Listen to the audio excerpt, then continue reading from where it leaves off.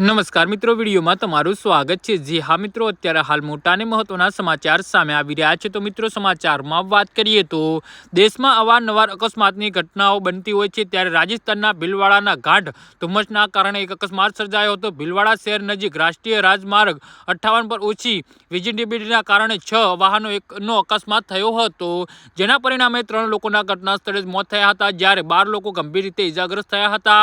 ભીલવાડા શહેર નજીક ભીલવાડા અજમેર રોડ પર કોઠારી પુલ પાસે સવારે 7 વાગ્યાની આસપાસ આ અકસ્માત થયો હતો। ભારે ધુમ્મસના કારણે ઓછી વિઝિબિલિટીના કારણે 6 વાહનો એક પછી એક અથડાયા હતા। અનેક વાહનોમાં ભારે નુકસાન થયું અને 3 લોકોના ઘટના સ્થળે જ મોત થયા હતા।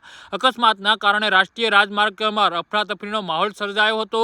પોલીસ ઘટના સ્થળે પહોંચી અને સ્થાનિક રહેવાસીઓના મદદથી ભારે પ્રયાસો પછી ત્રણગ્રસ્ત વાહનોમાં ફસાયેલા ઇજાગ્રસ્ત મુસાફરોને બચાવવામાં આવ્યા હતા। જી હા મિત્રો, તો આના વિશે તમારું શું કહેવું છે તો નીચે મારી કમેન્ટ બોક્સમાં જરૂરથી જણાવજો અને અમારી યુટ્યુબ ચેનલને સબસ્ક્રાઇબ કરવાની ભૂલતા નહીં। ધન્યવાદ।